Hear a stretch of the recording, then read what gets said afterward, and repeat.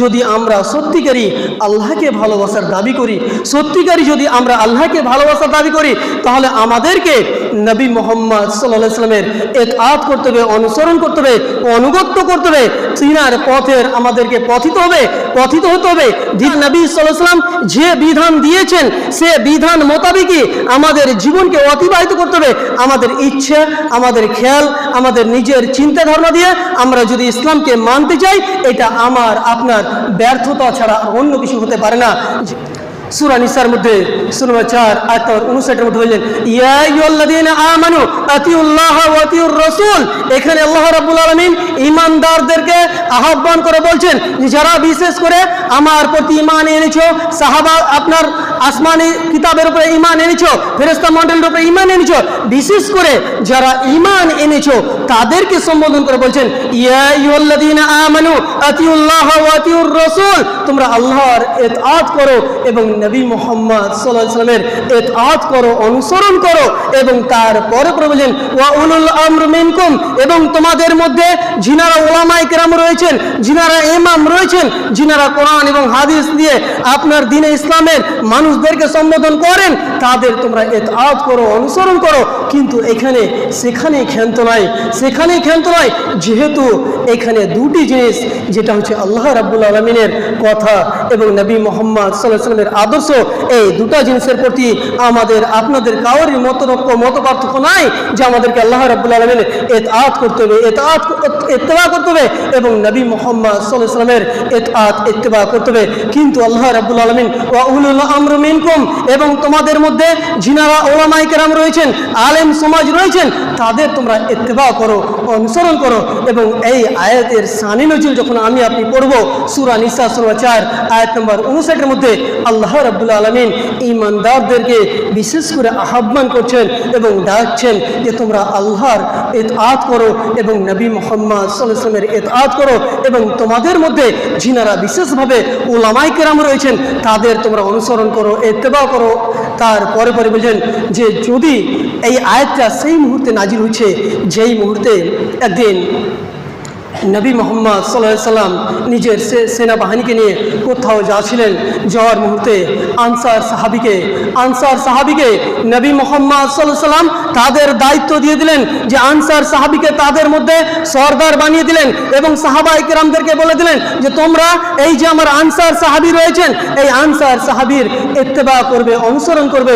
ইনি তোমাদের সরদার, ইনি তোমাদের মোড়ল, ইনি তোমাদের প্রমুখ, ইনি যা বলবেন তা কথা তোমরা মান্য করবে। কে বলছেন? নবী মুহাম্মদ সাল্লাল্লাহু আলাইহি ওয়াসাল্লাম। কাদেরকে বলছেন? সাহাবায়ে কেরামদেরকে বলছেন। তার মধ্যে একজনকে আনসার সাহাবীকে আপনার সরদার বানিয়ে দিলেন, তাদের প্রমুখ বানিয়ে দিলেন, তাদের নেতা বানিয়ে দিলেন। কিন্তু সেখানে হলো কি, একদিন যখন সেই কথা যখন বলে দিলেন, আনসার সাহাবী মনে মনে ভাবছেন, আমি তো এই দলের, এই সেনাবাহিনীর আমি তো এখন সরদার, আমি তো এখন প্রমুখ, আমি তো এদের মুখিয়া, আমি এখন যেটা বলবো তারই তারা অনুসরণ, অনুগত্য, ইত্তেবা করবে। তখন উনি বললেন যে তোমরা যাও সেই জঙ্গল থেকে আপনার লকড়ি নিয়ে এসো। আপনার লকড়ি যখন নিয়ে আসতে বললেন, তারপরে যখন লকড়ি আপনার সংগ্রহ করা হলো, তারপরে আবার সেই আনসার সাহাবী বলছেন যে তোমরা জ্বালানি নিয়ে এসো, অর্থাৎ আগুন নিয়ে এসো এবং আগুনকে সেখানে জ্বলনিতে অর্থাৎ লকড়িকে জ্বলাতে বললেন। কে বলছেন? আনসার সাহাবী বলছেন, যিনাকে নবী মুহাম্মদ সাল্লাল্লাহু আলাইহি ওয়াসাল্লাম সরদার বানিয়ে গেছেন, যিনাকে নবী মুহাম্মদ সাল্লাল্লাহু আলাইহি ওয়াসাল্লাম সেখানকার মোড়ল বানিয়ে গেছেন, সেখানকার আপনার মাথা বানিয়ে গেছেন, মালিক বানিয়ে গেছেন। সেই আনসার সাহাবী বলছেন যে তোমরা এই আগুনে আপনার সে লকড়িকে জ্বলাও। আপনার সাহাবায়ে কেরাম মনে মনে ভাবছেন হয়তোবা এই লকড়ির মাধ্যমে আমাদের জন্য খাদ্যর ব্যবস্থা করবেন, আমাদের জন্য আহারের ব্যবস্থা করবেন, তারা সেই বিষয় নিয়ে অবগত। সেই মুহূর্তে ওনারা যখন লকড়ি নিয়ে এলেন, তারপর সে লকড়িকে জ্বলানো হলো। তারপরে সাহাবায়ে কেরামদেরকে সে আনসার সাহাবী বললেন যে তোমরা এখানে ঝাঁপ দিয়ে দাও, অর্থাৎ এই আগুনে তোমরা ঝাঁপ দিয়ে দাও। সাহাবায়ে কেরাম চিন্তায় পড়ে গেলেন, হলো কি, আমরা যে আগুন থেকে পরিত্রাণ পাওয়ার জন্য, যে আগুন থেকে বাঁচার জন্য আমরা আমরা নবী মোহাম্মদ সাল্লাল্লাহু আলাইহি ওয়াসাল্লামের হাতে হাত রেখে বেত করেছি, যে নবী মোহাম্মদ সাল্লাল্লাহু আলাইহি ওয়াসাল্লামকে আমরা আদর্শ মেনেছি, যেহেতু আমাদের মেন উদ্দেশ্য, লক্ষ্য উদ্দেশ্য সেটা হচ্ছে জাহান্নামের আগুন থেকে বাঁচা, সেটা হচ্ছে জাহান্নামের আগুন থেকে বাঁচা। সেই মুহূর্তে যখন বললেন, তার মধ্যে এক সাহাবী বললেন যে না, কিছুটা অপেক্ষা করা হোক, কিছুটা থেমে যাওয়া হোক, যখন নবী মোহাম্মদ সাল্লাল্লাহু আলাইহি ওয়াসাল্লাম আসবেন এবং ওনার আদেশ হলে সেটা আমরা তখন দেখব, আমরা তিনার কথা মেনে নেব। তারপরে যখন নবী মোহাম্মদ সাল্লাল্লাহু আলাইহি ওয়াসাল্লাম এলেন, তারপরে সম্পূর্ণ ঘটনা বললেন যে আপনি জিনাকে আপনার আমাদের জন্য প্রমুখ বানিয়ে গেছেন, সর্দার বানিয়ে গেছেন, উনি আমাদেরকে লোকড়ি আনা করালেন প্রথমত, তারপরে জননী দিয়ে সেখানে ঝাঁপ দিতে বলছেন। সেই মুহূর্তে নবী মোহাম্মদ সাল্লাল্লাহু আলাইহি ওয়াসাল্লাম বলছেন যে যদি তোমরা সেই আগুনে ঝাঁপ দিয়ে দিতে, তাহলে তোমরা যতদিন তোমরা সবসময় সেই আগুনে জ্বলতে থাকতে।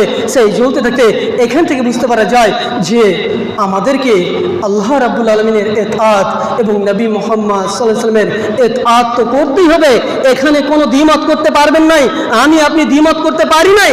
কিন্তু যখন কোনো ওলামায়ে কেরামের কাছে আমরা যাব, যখন কাউকে আমরা জিজ্ঞাসা করব, হয়তোবা তাদের মধ্যে কোনো মসলা মশাই নিয়ে মত পার্থক্য হতেই পারে। সেখানে আল্লাহ রাব্বুল আলামিন বলছেন ফাইন তানাজাতুম ফি শাইইন, যদি তাদের মধ্যে মত পার্থক্য আসে, যদি কোনো আমাদের সমাজের মধ্যে কোনো মসলা মশাইল নিয়ে মত পার্থক্য আসে, তাহলে কি করবে? ফারুদ্দু ইলাল্লাহি ওয়া রাসূলিহি, তোমরা আল্লাহ এবং আল্লাহ রাসূলের দিকে সে কথাকে ফিরিয়ে দিবে, সে কথাকে ধাপিত করতে হবে। আমার বলার উদ্দেশ্য যে আমাদেরকে আল্লাহ রাব্বুল আলামিনের ইতাআত এবং নবী মুহাম্মদ সাল্লাল্লাহু আলাইহি ওয়াসাল্লামের আদর্শকে মেনে নিতে হবে, নবী মুহাম্মদ সাল্লাল্লাহু আলাইহি ওয়াসাল্লামের আদর্শকে মেনে নিতে হবে।